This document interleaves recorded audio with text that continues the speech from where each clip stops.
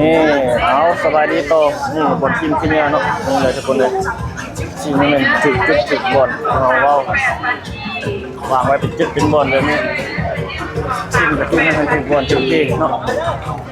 ไปต่อต่อจากคลิปที่แล้ววันนี้ทุกคนมันชิงยาวเกินไปมันชิงยาวเกินไปแล้วเขาเป็น2คลิปเนาะ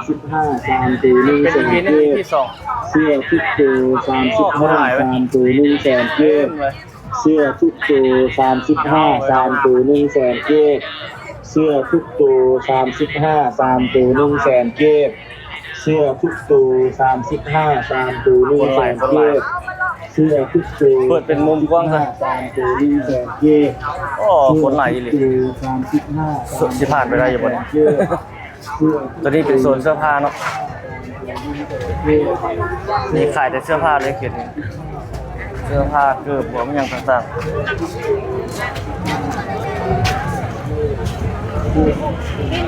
เราคม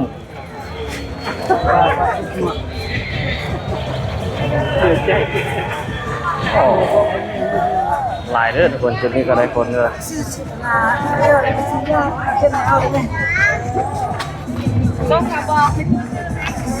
อ๋อคนหลายไปเลยยิงไป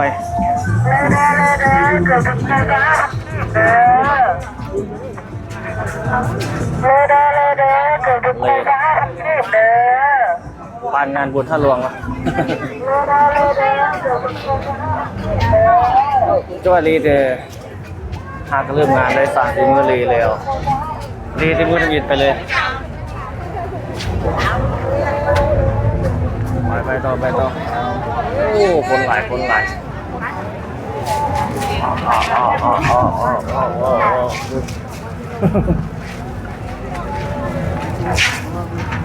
เสื้อผ้าเนาะเสื้อผ้านี้ค่อนข้างว่าจะราคาย่อมเยาเลย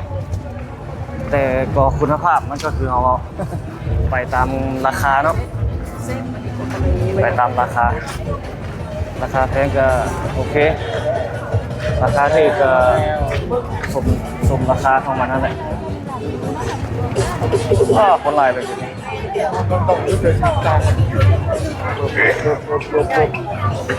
จริงไป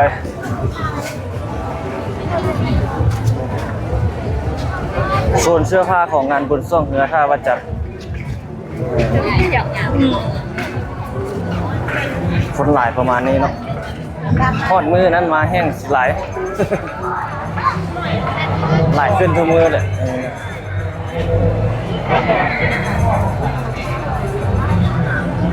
เลิกแล้วชอบกินมันเริ่ม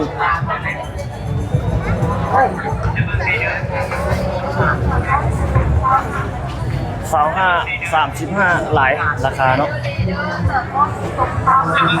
ตัวนี้เขาจะมีบูธก่อนมีบูธมีบูธอ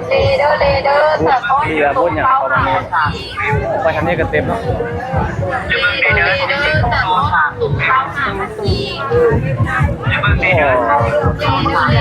ไปซีนไปต่อเลยมาจะได้มี3 ตัวแสนกีบเข้าเลือกเข้าเบิ้งได้เด้อเสื้อเบิ้งนั่นเป็นโซนนั้นไปต่อคนแหละโซนเสื้อผ้าเนาะตอนนี้เป็นโซนตัวอย่างเราเบิ้งเนาะมันกำลังเล่นอยู่เบียร์เนาะเบียร์ลาวแต่ว่าสัญญากำลังเป็นอยู่กำลังเซ็กซ์เราอ่ะถ่ายแล้วมีคนนั่งอยู่ในแล้ว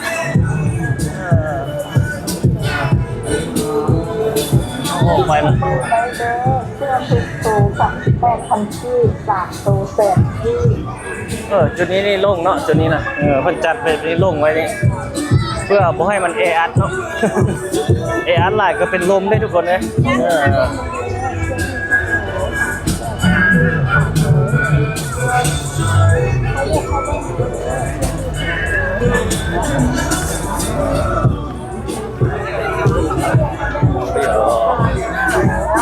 แถวนี้โอเค เนาะ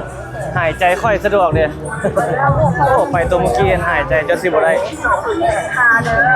สิ้นผ้าศอกผ้าสิ้นอย่างงี้หมดอย่างงี้คนขายอยู่นี่เนาะสิ้นใหม่ลาว เด้อมาเด้อกินใหม่งามๆกินแบบนี้ส่งถึงเศษทาเด้อรีแล้ว จุดนี้โอเค กินใหม่งาม พอไปมาได้แถวนี้คันคือจุดกินโอ้แออัดเกินไปรอไปต่อเขาเลยเอาก็เลยพาเบิ่งพาชมไป เพื่อผู้ที่บางคนบางท่านเพิ่นบ่ได้มาโลเนาะ ผ้าใหม่เสื้อใหม่โอ้มีครบทุกคนเลยของผู้หญิงของผู้ชายบางคนมาก็บอกเคยเข้ามาจุดนี้ก็มีเลยมันคนหลายละค้านเข้ามาบ่เป็นอย่างหรอก เนาะมันแออัดหลายกับค้านเข้ามาซั่วสิผ่านออกไปได้โน่นจึงผ่านออกไปได้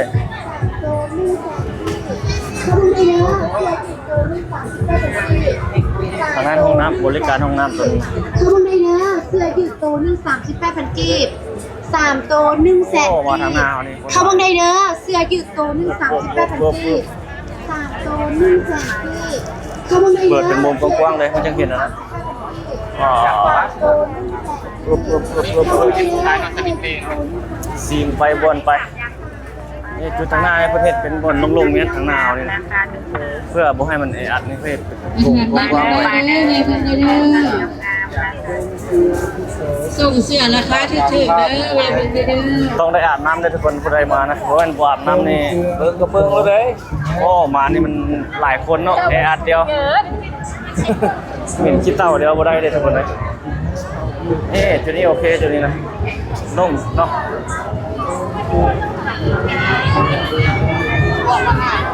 หายใจโล่งขึ้นมาบนกว้างๆแบบนี้หลายเนาะคนเขาเจ้ายุ่งซื้อเสื้อผ้านี่เต็มเลย25,000 กีบตัวนี้นะตัวนี้15,000 กีบเต็มตัวนี้35,000 กีบเป็นส่วนหลายเนาะ35,000 25,000เนาะหลายราคาย่อมเยาไม่อย่างประมาณนี้นะแต่คือเขาว่าอะไรบนว่าละซื้อไปแล้วมันก็คุณภาพมันก็ไปตามเงินตามราคาเนาะถ้าอยากได้ตัวมันโอเคดีเนาะนั่นก็ต้องซื้อเนี่ยราคาไม่สูง อันนี้มันโดรนัท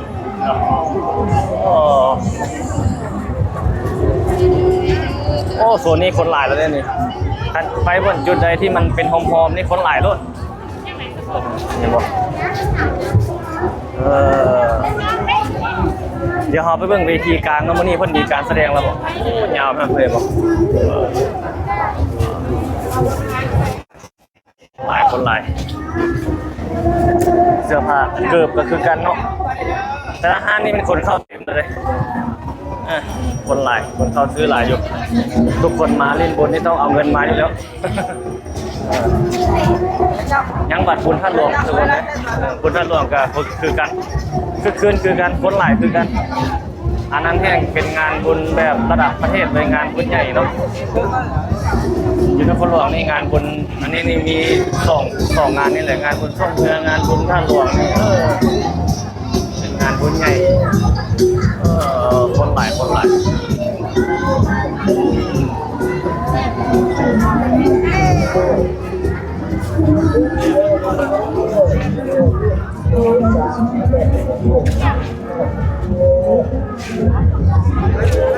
โอ้คนหลายเลยโอ้มาที่นี่ก็หลายไปไหม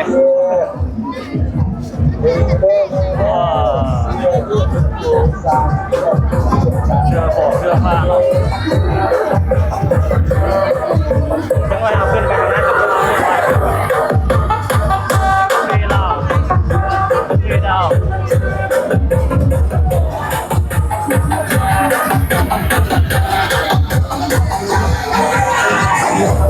อันนี้เป็นเสื้อผ้า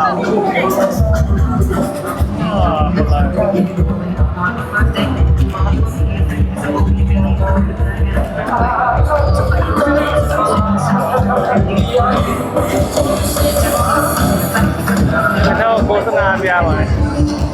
เจ้าเรา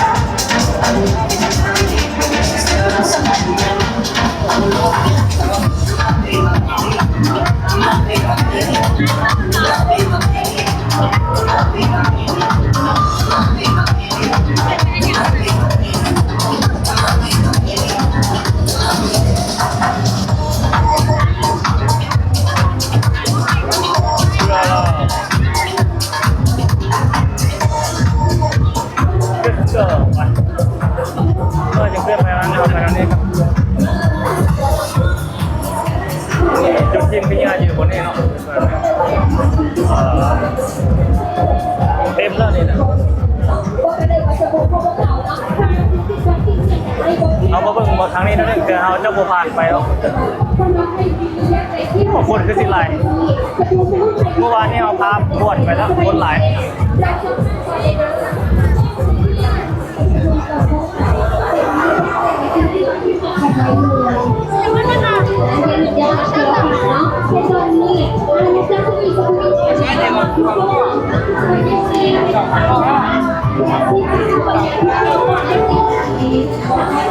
ไหลคือเก่าเนาะ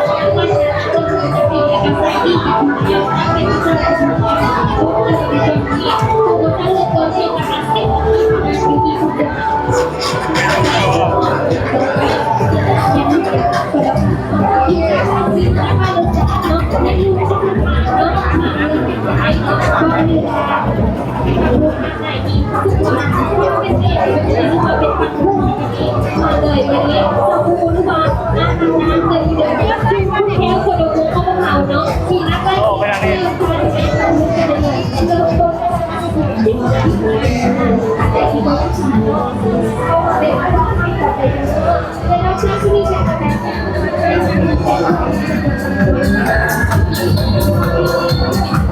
นี่ผลิตภัณฑ์เราเองเนาะครับพี่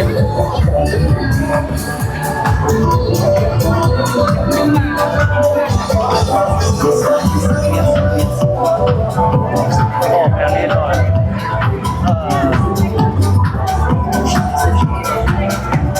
ผู้สาวไปอ่ะไอ้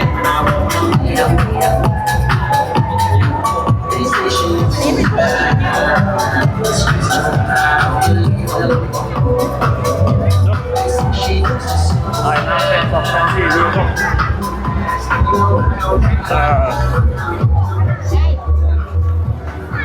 โอ้คนเริ่มหลายเลยคนเพิ่งปิดนางนี่ก็นี่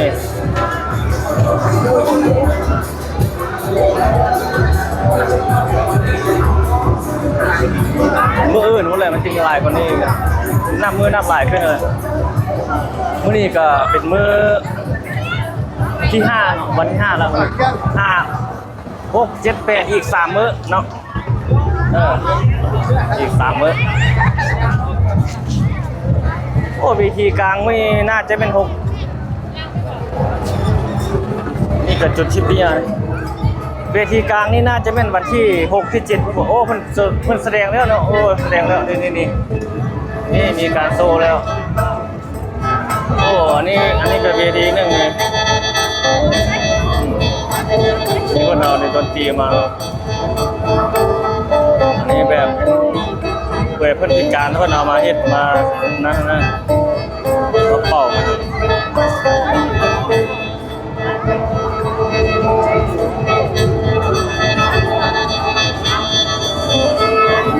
เราเบิ่งเวทีกลางเนาะ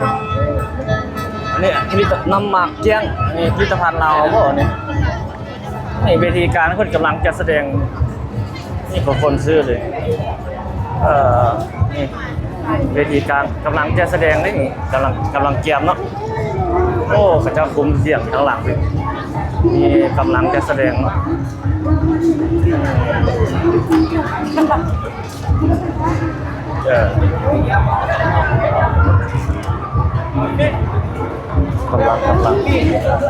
เอาเพิ่งทางนี้ก่อนโอ้ทางนี้ก็ได้ยาวประมาณนี้ลูกเขาเอาลูกเอาเรื่องมาเล่นลูกหลานมาเล่นมาเที่ยวนะวันนี้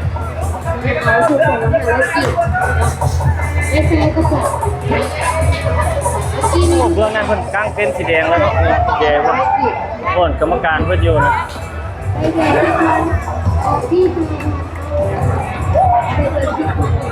งานบุญช่วงเหนือท่าวัดจันทร์2025ทุกคนอันนี้เป็น EP ที่2เนาะ EP ที่2ดูเซมสาวสลายวันที่พี่บอสจะเกิดที่รางวัลใหญ่ด้วยเข้าร้านอันนี้จะให้คนเต็มเลยเขาเจ้ากำลังกีแสดงกำลังจะแสดง กำลังเช็คซาวด์เช็คเครื่องเสียงเนาะ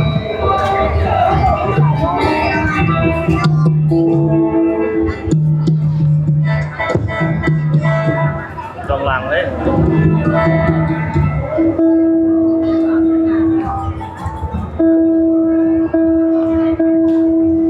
กำลังจะแสดงเช็คซาวด์เช็คอย่าง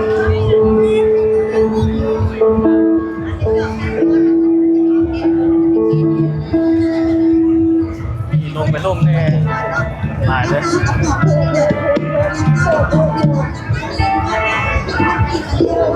กำลังจะแสดง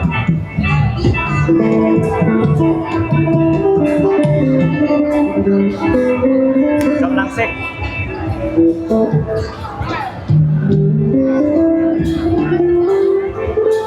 แล้วก็ล่อไปทางนั้น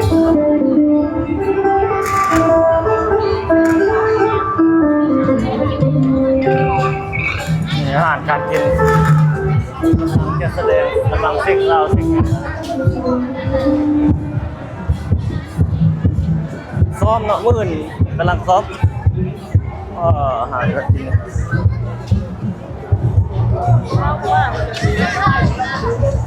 โอ้นี่เข้าไปเลยนี่เป็นบูธเป็นเซ็กซี่ฮะเนี่ยนี่ก็มีการแสดงนะแต่ว่าบัวมันแสดงแสดงมีศิลปินเลยนะไปต่อไปทางนี้ต่อเลย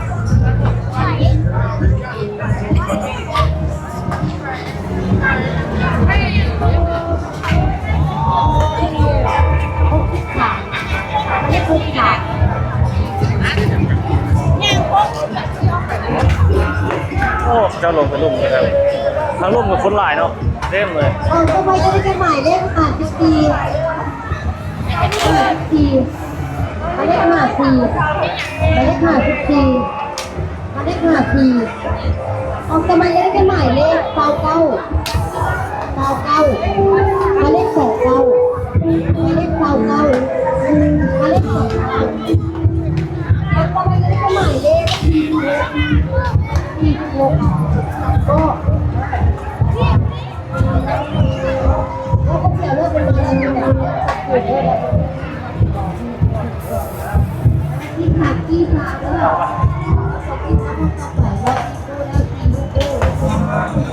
อันนี้พูดอาหารเนาะนี่นะสาม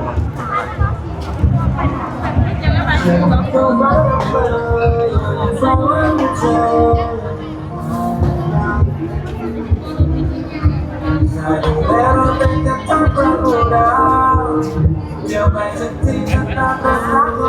ราจะโมโลออกไปแล้วเนี่ยเมื่อวานนี้เอาโลออกไปแล้ว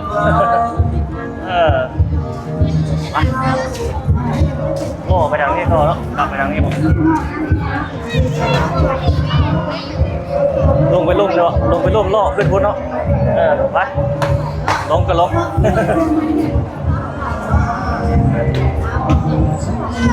มาไปให้มันหอดทุกจุดทุกเจ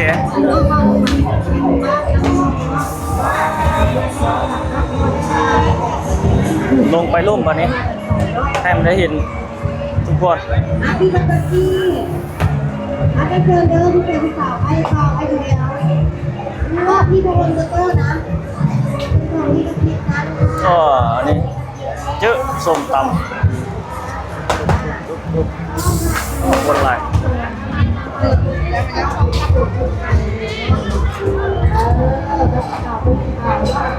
นี่อันนี้บนเครื่องเล่นเด็กน้อยโอ้เป๊ปซี่เกียวเต็มเลยปัจจัยเด็กน้อยลิง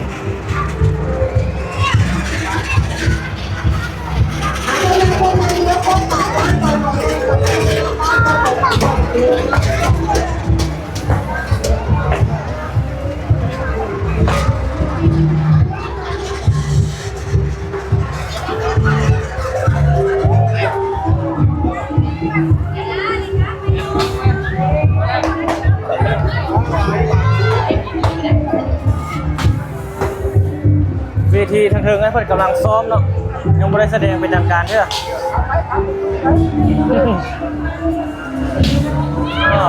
คนเต็มการกินอยู่นี่กัน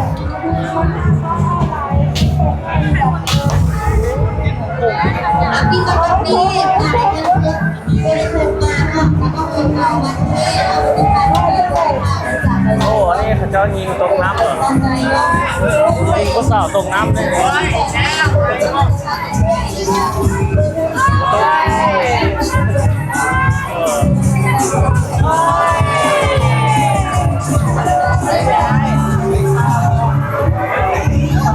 นี่สาวตกน้ำพอแล้วที่บอก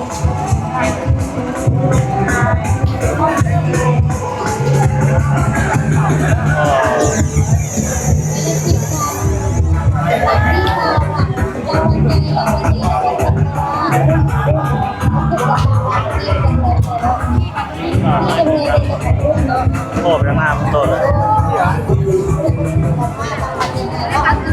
เข้าไปทางนี้ผ่านไปเอาบัตรที่เป็นที่นะเป็นบัตรที่ระเบียบหมายคุณแจกน้ำได้ดีก็เลยมีคุณดีคุณเส้นได้ดีคุณจะออกทางโลกเด็กก็ออกมาได้มาเข้ากันเลยเส้นคุณเส้นตรงกลางกับที่โรงพยาบาลกันแล้วเส้นเขาเอาเป็นบัตรที่ระเบียบหมายเด้อ อันนี้จะมีนะ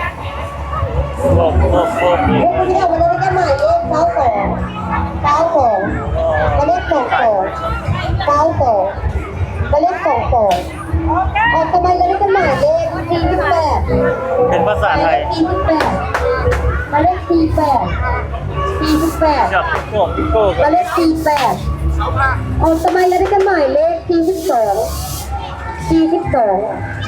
มาเลข42 บรรยากาศรถ หมายเลข42หมายเลข42ของทำไมไม่เป็นหมายเลข42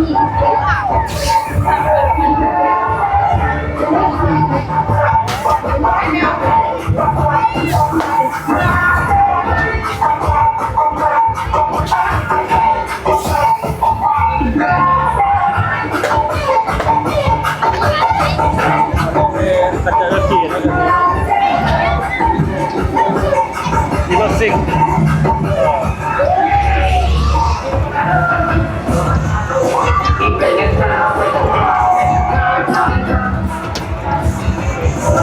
เป็นมอเตอร์ไฟฟ้าบ่นะ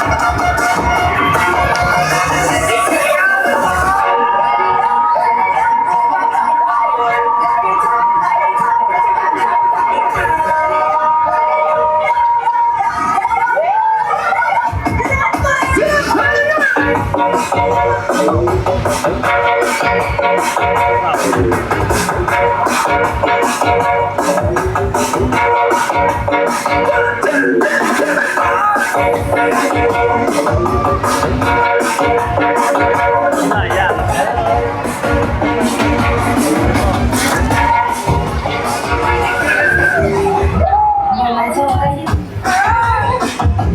เจ้านั่งกินของอาหารแถวนี้เนี่ย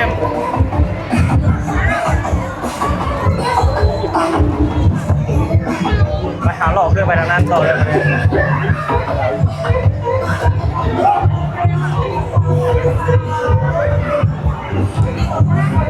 ภาพสดๆบรรยากาศสดๆทุกคนเลยโอ้แล้วเจ้าขี่ซิ่งเลย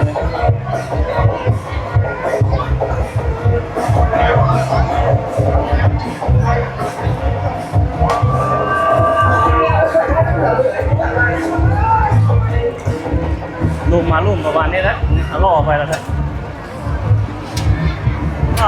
คนไหลเริ่มล่อขึ้นไปแล้วเนาะโอ้นี่ปลาหมึกเบี้ย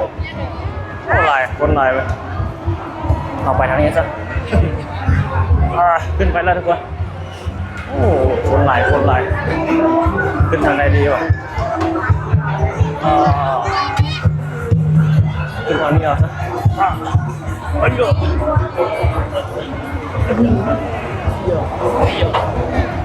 ไปเยอะนี่ขึ้นมาแล้วที่เขาลงไปทางร่มเนาะ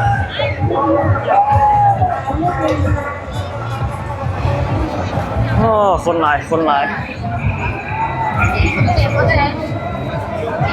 แถวนี้ยังบ่มีหลายมาได้แถวนี้นะโอ้หายใจโล่งเลยบัดนี้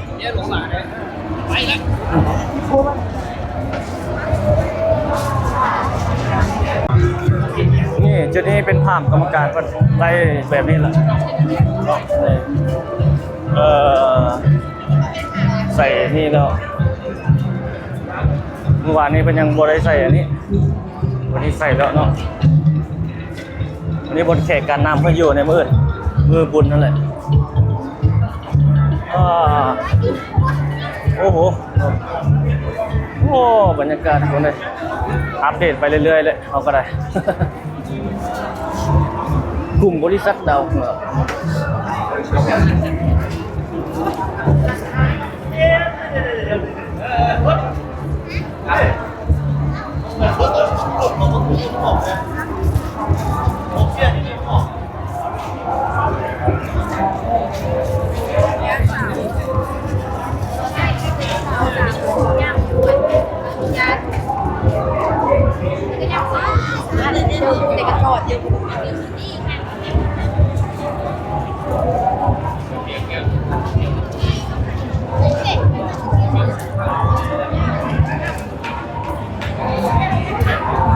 ทางนี้มีเรือมาให้เราเลยทุกคนเอาเรือมาไว้ให้เรายามสิลงช่วงเลยไว้มือหอดมือพอเลยยังบ่หอดเรือนี่โอ้ฟ้าเรือมาแมพ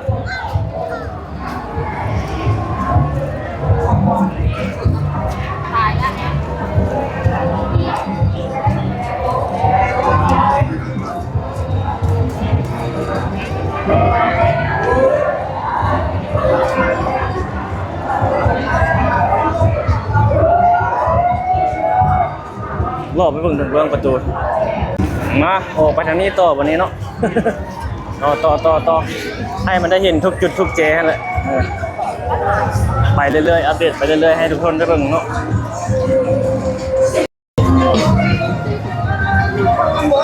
รอบมาทางนี้ต่อวันนี้นะโอ้ทางเบื้องโซนตัวนี้เต็มคือเก่าเนาะ เมื่อวานนี้ก็เต็มวันนี้ก็เต็ม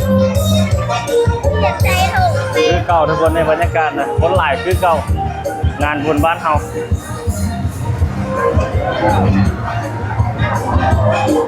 เบิ่งเขาเจ้าโจซื้ออาหารนะเต้นเลย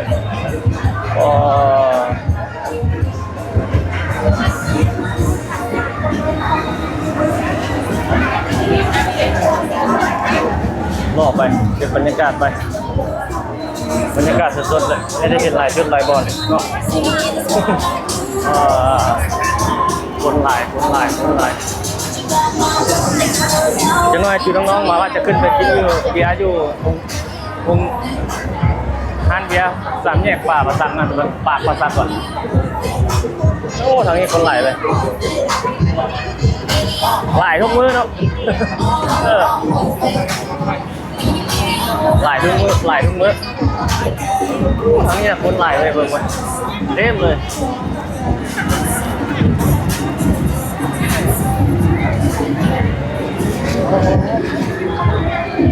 นี่คนเริ่มมาหลายเลยทุกคนนี่จุดทิ้งที่เนี่ยคือเขาว่าเรื่อยๆทุกคนเนาะทิ้งที่เนี่ยให้จุดถึงบอล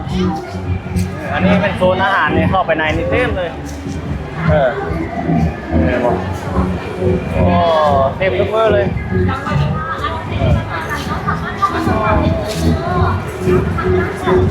เต็ม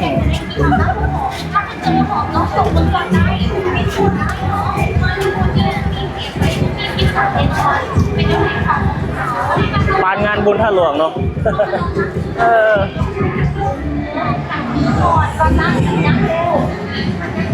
โอ้ ทางนี้ก็ยาวไปหมดเลย เข้าใจหลายๆเลยนะคะโอ้มันชื่อของคอนเลยเนี่ยโอ้เข้าใจเนาะค่ะหลายจากนี้มันใจดีเนาะใจดีครับ ยาวพวกเข้าไปแล้วมันน่าหมดแอร์หมด ว่าข้างเอง เขาจะเบิ่งอยู่ทางนอกแบบนี้เลยก็หลาย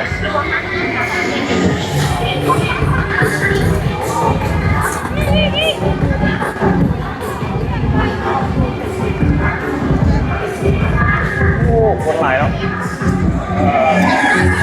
ออกมาทางนี้ถก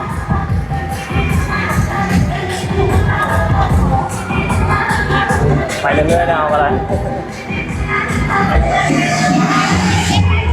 เอาไปทางนี้มันลายนะ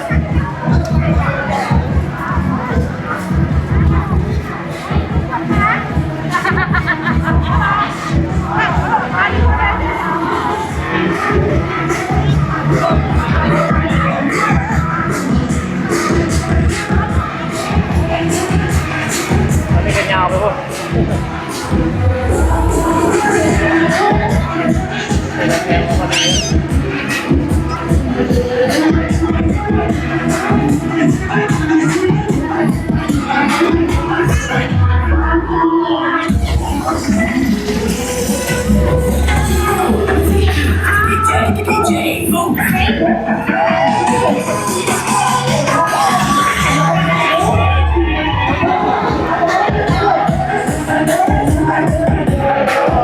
คนถ่าย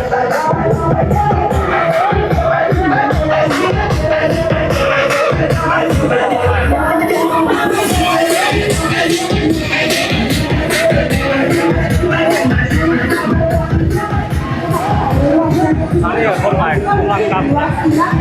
อันนี้เป็นพุทธเราใส่เอาอยู่นะใส่รูปใส่ร้อยลาย แล้วภาพเราจะต้องจับไว้ถึงที่หาว่ากันเองแล้วตอนนี้ใครจะโอ้ยมีแอบเนาะแต่แค่คนพาใครมาเด็กทุกอย่างเลยจะมองเองนะไอ้ลูกน้องของเขานั่นเองเนาะว่าจะให้ทุกคน ปฏิทินเพื่อทำมาเลยแล้วกันนะคนใหญ่ฝ่ายกายมามันส่งชัดสลับฟื้นนะพวกอะไรเธอเป็นอะไรฉันเดี๋ยวรักแอนนึงขวดนะยืนเดี๋ยวรักแอนนึงขวดส่งสลับฟื้นไปหนึ่งครั้งนะสุดได้เพื่อไหนเอาไปเพื่อนั่นเลยเพื่อนว่า โอ้ได้ไหมเจ้าอะไร ก็คือรถจีไฟฟ้ามาที่สองเรามาก็คือรถน้ำนะแล้วก็เครื่องใช้ไฟฟ้าอีกหลากหลายอย่างเลยขอบใจเท่าไรขอบใจเท่าไรสอบถามได้เลยได้เลย ซึ่งลุงแสนเงินรายการนะคะบอกว่าเออเข้ามาเดินมาเลยเจ้าของไอเดียที่คุณเอาโต้ของเราพอลูกค้าท่านใดที่ไกลๆมาเนาะจะเรียกเข้ามาแวะมาเปิดสินค้าที่บูธออปโป้เขาก็จะได้มาสอบถามข้อมูลในผู้สาวออปโป้หรือว่าผู้บ่าวออปโป้ที่อยู่ข้างหน้าเนาะสามารถเข้ามาสอบถามข้อมูลได้หรือว่าอยากเอาผู้เชื่อหรือว่าไปศึกษาเรื่องข้อมูลกันได้ว่าตอนนี้เขามีการบริการในกับคอนดิออนกลุ่มสี่น้ำเนาะกับลูกค้าที่สนใจเรื่องนี้ เอาไปสาวเลยเอาคำจบพร้อมคำจบกับลุงพ่อแม่เอาเลยสองสามดี ฝรั่งนี่จะนั่งกินเลยเนาะ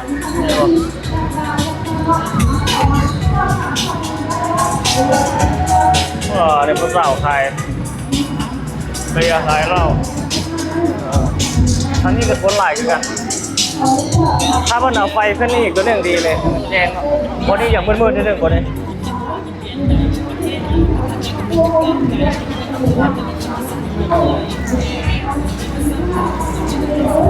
ต่อเลยไอ้เอาเรื่องไป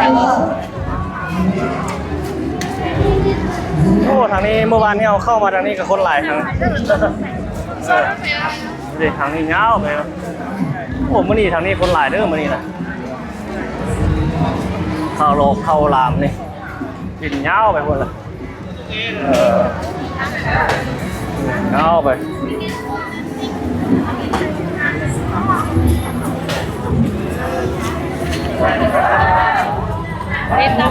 อันนี้เป็นตลกอ่ะเนี่ย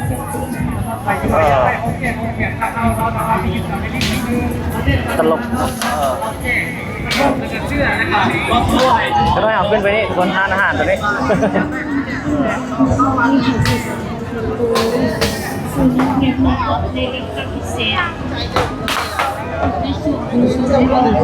บรรยากาศสดๆความสดๆเนาะ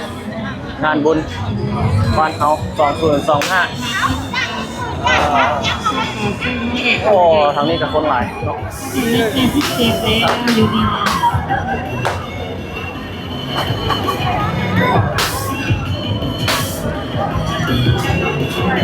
อันนี้คือบรรยากาศสดๆเดี๋ยวทุกคนเลยไปเขาย่างไปทางนี้ต่อกันจองพื้นที่นี่ยังจองพื้นที่ขายเครื่องขายของเนาะนี่อาหารการกินโอ้เต็มทุกคนเลยนี่ผู้สาวสัตว์ถุงปลอมอีกแล้วดีกว่าแต่ต้อง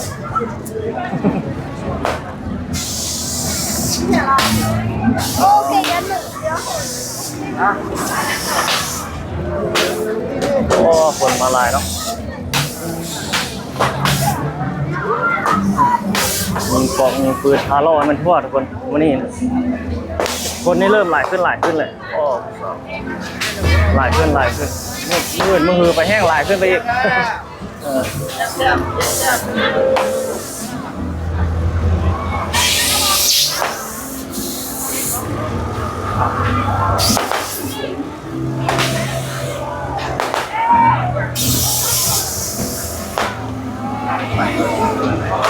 โอ้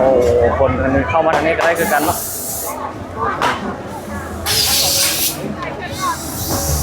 ต่างประเทศก็มีคนมาหลายกำลังมาสันนี้8-9 โมงไว้มันแห้งหลายขึ้นเลยเป็นบูธยาเลยฝรั่งต่างประเทศเขาจะลอกคือกันเนาะตอนนี้มีบูธอาหารอยู่ตรงนี้โซนเป็นโซนอยู่เงาเลยยาสดเนาะ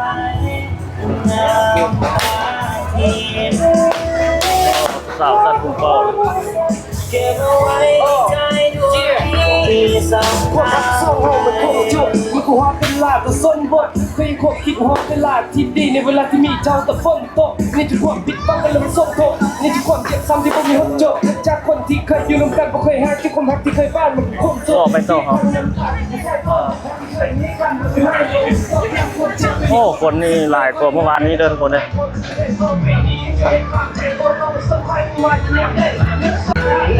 หลายกว่าเมื่อวานนี้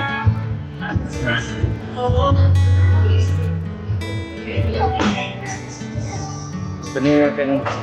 เบียร์ลาว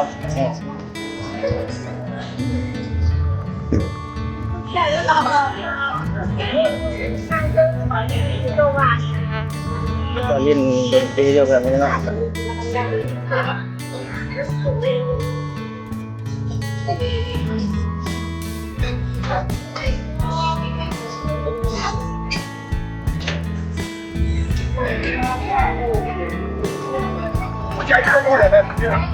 จะดูที่ต้นนี้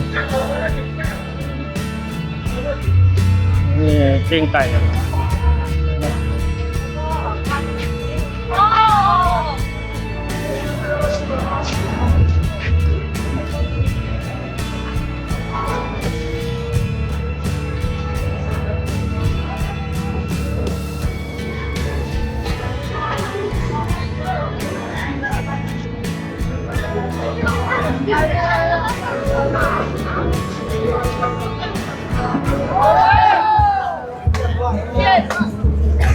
เขาบอกว่าเบิ่งทางเบื้องประตูเข้าทางเบื้องนี้ครับ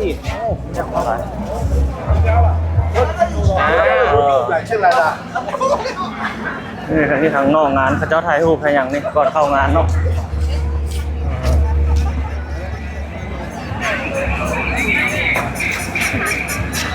โอ้ทางนี้คนเยอะลงมาเลยตัวนี้จะสู้ไหมไม่สู้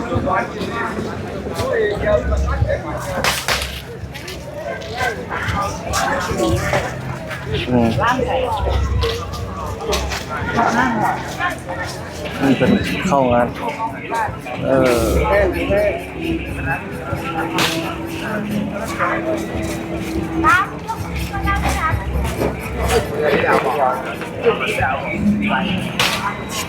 ทุกอย่างพอดีกว่าคลิปนี้ประมาณนี้ซะนะทุกคนเนาะยาวสมควรแล้วทุกคนเลยขอ ขอบใจทุกท่านที่เข้ามาชมเนาะเอาไว้อัปเดตในคลิปวิดีโอถัดไปยาวสมควรแล้วทุกคนเนาะขอบใจสบายดี